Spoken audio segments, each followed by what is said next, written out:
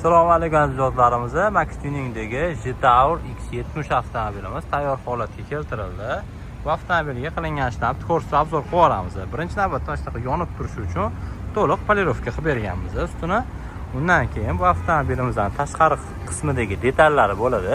Nikkel bo'ladi, stalnoy bo'ladi. O'sha detallarni va oblisovkalarni hammasini Black Piano qilib berganmiz. Jetour yozuvlari bilan birga bamper ichidan setkalarini ham o'rnatib berganmiz. Qaranglar, qanaqa ders yo'q qoldi mashina. Black Pianodan keyin polirovka ham shunga qo'shimcha bo'lib turibdi.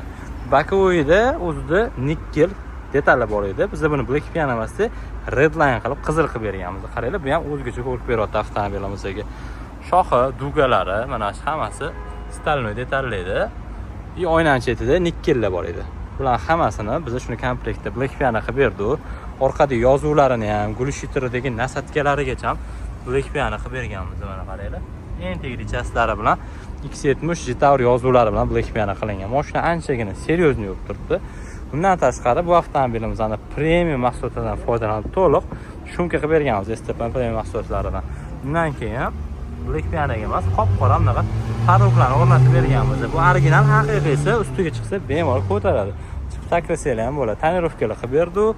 Bundan tashqari salon qismida ham shumka qilinayotgan paytda detallar yechiladi, bilasizlar. Ayrim detallarini qo'shib Black Piano qilib yubordi. Akamiga sal stalnoyli yoqmasa ham ayrimlarini, keraklilarini qilib berdi.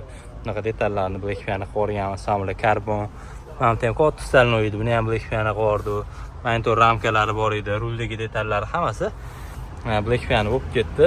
Mana bunaqa akkuratni turadigan poliklarni ham qilib berdi. Akamlarga ko'r yoqmagan ekan, zerikishibdilar. Bu 2 qavatli bo'ladi.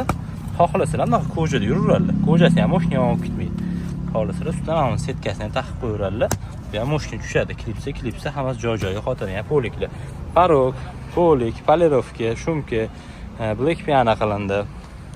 Xudo xolasa bu avtomobilimiz tayyor. Kimgadir qiziq bo'lsa, shunaqa xizmatlar bemalol bizga Max Tuning murojaat qilaverasizlar, ishlarni chiroyli qilib bitirib beramiz. Bizni kuzatib boringlar, bizdan o'zolashinglar, e'tibor uchun kattakon rahmat.